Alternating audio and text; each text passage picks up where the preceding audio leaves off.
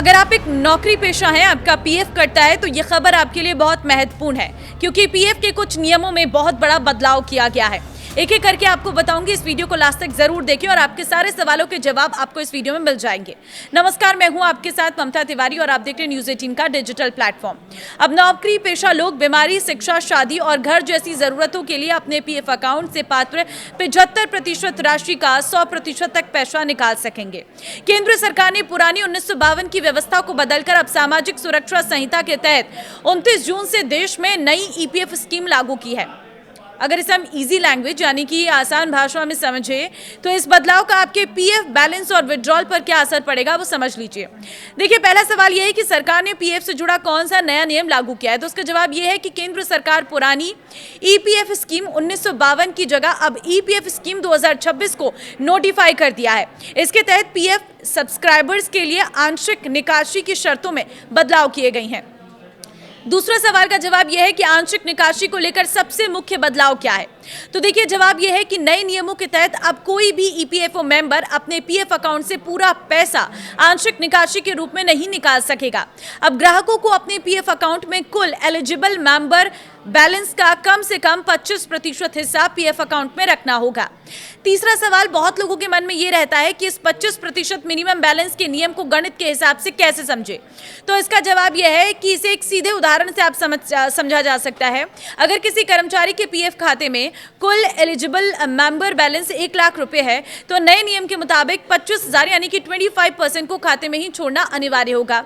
इस राशि को निकालने की अनुमति नहीं होगी। इसके बाद जो शेष 75,000 यानी कि 75% बचेगा उसे ही निकाल सकेंगे। अब चौथा सवाल ये भी रहता है कि क्या ये मिनिमम बैलेंस का नियम सिर्फ कर्मचारी के हिस्से पर लागू होगा या एम्प्लॉयर के हिस्से पर भी, तो जवाब ये है कि ये नियम दोनों पर समान रूप से लागू होगा। योजना की परिभाषा के अनुसार एलिजिबल मेंबर बैलेंस की गणना कर्मचारी और नियोक्ता दोनों के योगदान को मिलाकर की जाती है।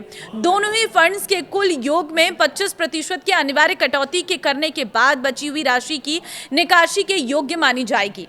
अब सवाल ये भी रहता है कि नई स्कीम के तहत किन जरूरी कामों के लिए पीएफ से आंशिक निकासी की जा सकती है, तो जवाब यह है कि ईपीएफ स्कीम 2026 में सदस्यों को कोई जरूरतों के लिए आंशिक निकासी की अनुमति दी गई है, जिसमें घर बनाने या खरीदने से जुड़े काम हैं। सदस्य घर या फ्लैट खरीदने, मकान निर्माण के लिए प्लॉट खरीदने, नया घर बनवाने, होम लोन के रिपेयर और मकान की मरम्मत या सुधार के लिए पैसा निकाल सकते हैं। इसके अलावा बीमारी, शिक्षा, शादी जैसी जरूरतों के लिए भी पैसा निकाला जा सकेगा।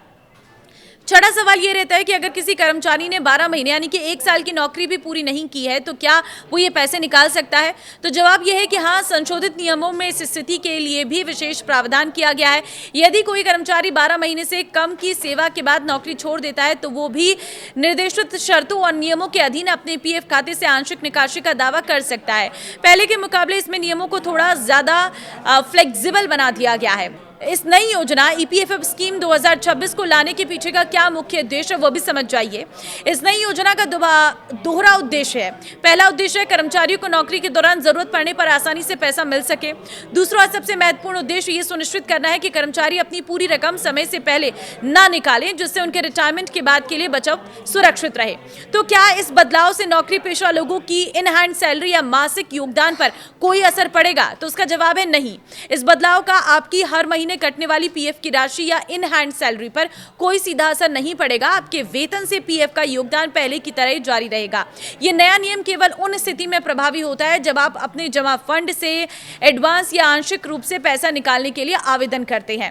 देखिए, ईपीएफओ ने वित्त वर्ष 2025-26 के लिए कर्मचारी भविष्य निधि जमा पर 8.25% की ब्याज दर तय की है। इसी दर के हिसाब से सभी पात्र खातों में ब्याज की गणना राशि जमा की जाएगी। यह ब्याज सीधे खाताधारकों के पीएफ खाते में क्रेडिट होगा और इसके लिए किसी तरह का आवेदन करने की जरूरत नहीं होगी। ईपीएफ कर्मचारियों की लंबी अवधि की बचत का सबसे बड़ा साधन माना जाता है।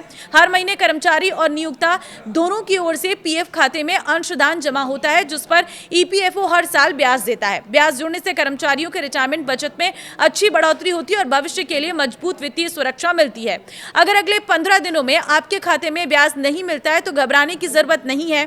ईपीएफओ चरणबद्ध तरीके से सभी सक्रिय खातों में ब्याज जमा करेगा, इसलिए अपडेट में थोड़ा समय लग सकता है। ब्याज जमा होने के बाद कर्मचारी कई तरीकों से अपना पीएफ बैलेंस चेक कर सकते हैं। ईपीएफओ की आधिकारिक वेबसाइट पर भी उपलब्ध रहेगा पासबुक सेवा। उमंग ऐप से भी कर सकते हैं, मिस कॉल या फिर एसएमएस के जरिए भी कर सकते हैं। खाते का अपडेट बैलेंस चेक किया जा सकता है। हालांकि ब्याज सभी खातों में एक साथ नहीं पहुंचेगा, इसलिए कुछ खातों में अपडेट दिखने में कुछ दिन लग सकते हैं। तो यह है ईपीएफओ के कुछ बदलाव जो आपने सभी लोगों के साथ शेयर कर देना, क्योंकि हर नौकरी पेशा को ये बदलाव पता होने चाहिए। नमस्कार।